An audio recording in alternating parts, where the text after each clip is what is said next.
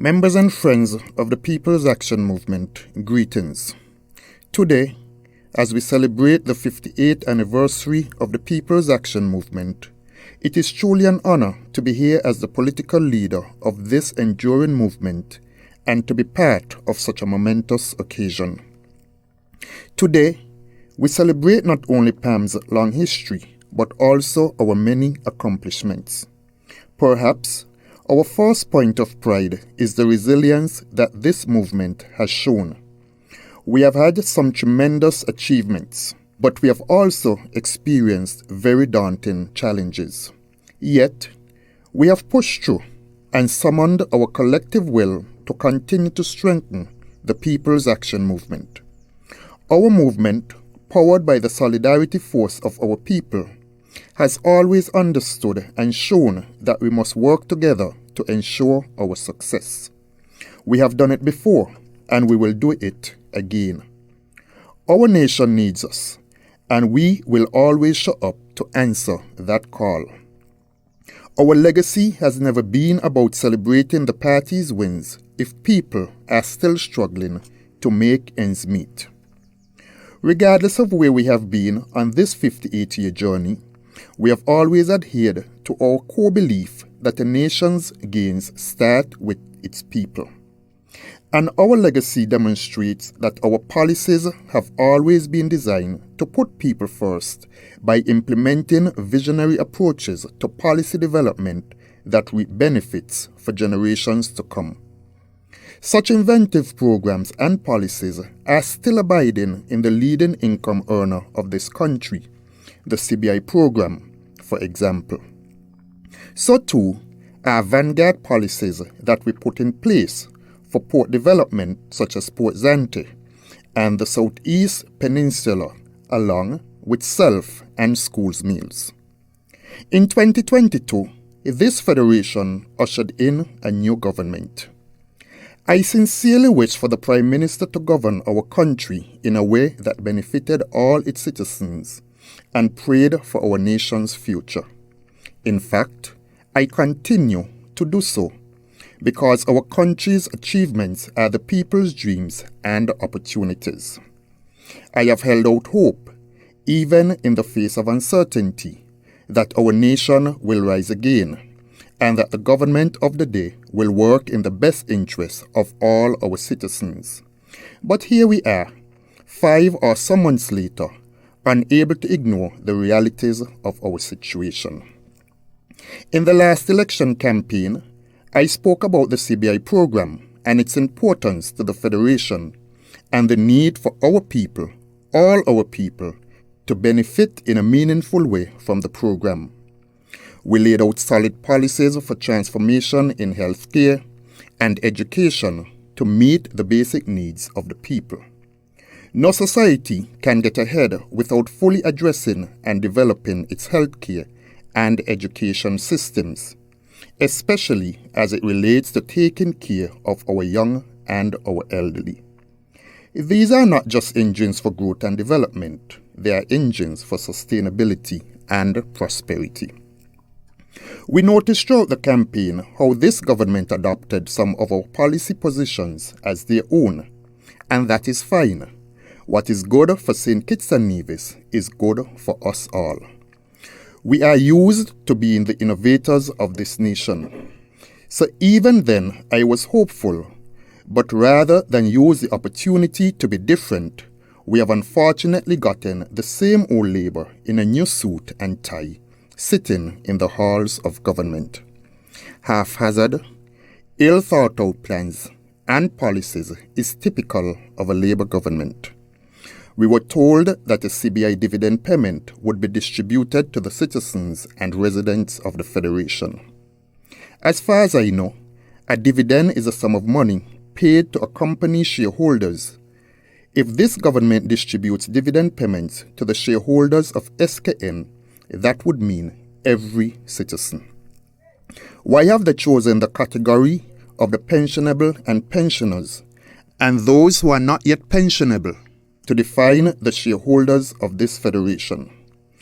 The promise sold to voters was to vote for me and you shall receive a dividend from the CBI program. Well, one think that they were speaking to all eligible voters over the age of 18. Why are they not being counted? College students, those who just entered the job market, those who are unable to work due to disability, unable to work through no fault of their own, but who voted and are citizens of this federation. What about those people? Are they not shareholders? A person who works, yet their employer has not remitted social security payments, or if you have been unable to work for the past year, they do not qualify as shareholders of this nation. Why? Now, I turn to the vexing issue of victimization. While it is understandable that elections have consequences and that a change in government will see implicit changes in board members, etc., what is baffling is that this government promised to be different. They promised to do better. They promised to be a government for all citizens. Yet, here we are, victimizing citizens at every turn, with no regard for their skills, talents, performance, nor for the families they have to feed. We are also seeing a proliferation of the hiring of young people in prominent positions such as in statutory corporations, etc. Again, I welcome the ascendancy of young people and the opportunities given to them. But it will be remiss of me not to point out the attendant problems of the government's approach. In a recessionary year, not just for St. Kitts and Nevis, but in countries globally, there is an associated increase in cost of living. For this reason, we understood and outlined a series of relief measures to help individuals and families weather the dry months.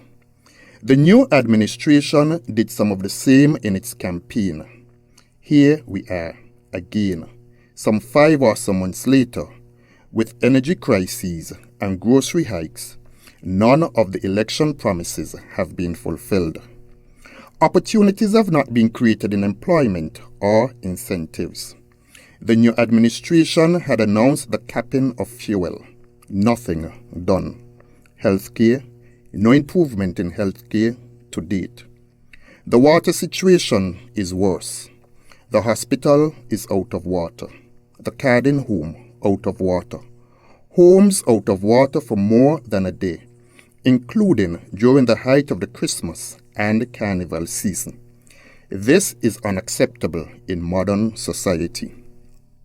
Governments are in office to help solve national problems. Governments are put in place to care about people.